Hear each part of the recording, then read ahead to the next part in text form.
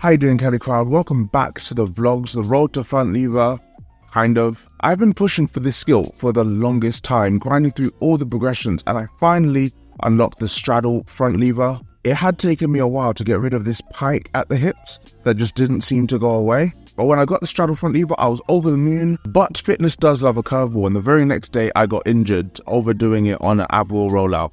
I have an ultrasound to find out exactly what it is. I'm not sure if it's a tear or a strain. In the very worst case, it can be a hernia. There's no lump, but sometimes hernias don't present in that way. In any case, the frustration is so real that this came immediately after a major breakthrough. But all you can do is keep moving. It doesn't stop me training, but I would be foolish to continue working towards the front lever. As with all things, when life gives you lemons, you shouldn't just give up. And I've been making lemonade with my mobility practice, mainly working hard to keep my promise of working towards the middle splits, but also working on overhead mobility to support stronger handstands and pull-ups as well. On top of that, we've been working on CaliToTheCrowd.com to include our brand new frog to handstand program.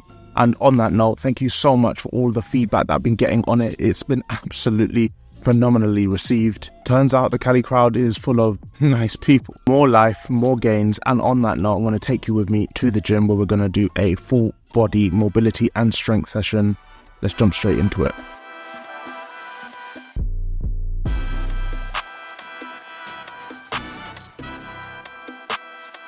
Today, what we have is we've got a lower body mobility session, and then what we're going to go into is some upper body work session. I'm going to start with the mobility bit first because that's the area that I typically am weakest. So getting that out of the way with my best energy typically leaves me excited to do the upper body stuff.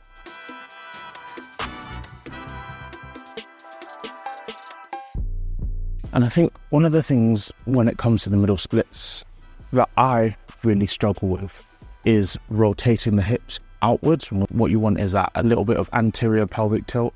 What that will do is it will allow you to actually split the legs a little bit more. The problem I had with the middle splits when I first started doing it is I made what I personally think is the perfect program, and it just meant that in terms of time commitment, I never did it.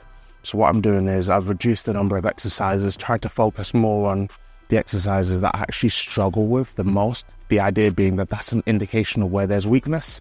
And I've actually found it to be really quite successful. I've managed to open the legs out a little bit more than I normally do. I've managed to get myself a little bit lower. So what I typically do is a couple Cossack squats, a little bit of horse stance, holding that a little bit. Sometimes I superset the two of them. And then what I do is I go into my middle split passive stretching where I really push myself. I don't really do middle split isometrics. I stopped really doing the straddle ups just because I just didn't have the time. And I know that the moment I don't feel I have the time is that's going to be when I start sacrificing on either quality or I just start skipping the exercises altogether. So I've wrapped up with the strength work now. What I'm going to do is go into some passive stretching. The first set is usually quite horrendous. So let's give this a go.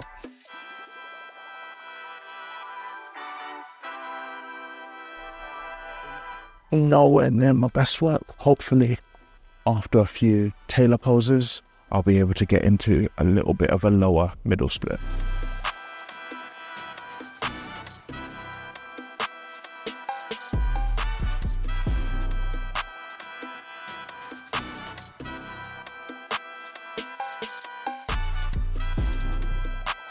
Oh, half the problem with the middle split hold is getting out of the hold.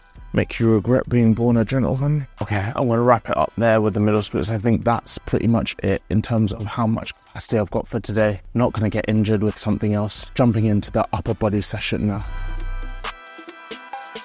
The gym was a little bit full and I didn't want to be that guy doing this commentary while people are trying to work out, so we're going to do this old school commentary style. Starting off the upper body part of our training session with some pull-ups, and we're going to add a little bit of weight, but not so much that it stops me from pulling with speed. I found that I respond really well to explosive reps, particularly when it comes to pulling, and I really think that's a big part of the reason why I got to my 50% bodyweight pull-up. After this, I moved on to rolls. Now, you guys know how much of a fan I am of horizontal pulling. I genuinely think that many of the issues that we experience in calisthenics can be fixed with horizontal pulling.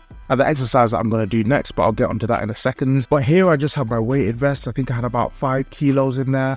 And the aim is to pull, again explosively, but hold at the top for a split second. The idea being that I want to spend more time in this retracted position, the hardest part of the rep, with the elbows past the body line. And not to keep you guys in suspense, but I did mention that there's one thing we need to do more as bodyweight athletes, and that is external rotation. A lot of what we do in bodyweight skill training and exercises encourages internal rotation at the shoulder. Think of pull-ups, think of dips, think of push-ups. But by creating that balance at that joint through external rotation, we invariably create a stronger joint. And then I wrapped up the session with some chin-ups. No real reason for this really, except that since training front lever, I do feel that the capacity in my lats has just become astronomical. And because I can't train front lever anymore, this just helps fatigue them even further. And chin-ups help me wrap up the session in a way that I feel will help progress me towards the goals that I have in the future once I'm more healed up.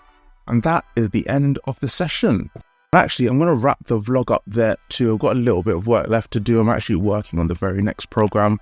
Watch this space. But crowd, you know the drill. Let me know down in the comment section on what you're working on, because in my inability to work on my goals, your ability to work on your goals is going to be my motivation. And crowd, I'll see you in the next one.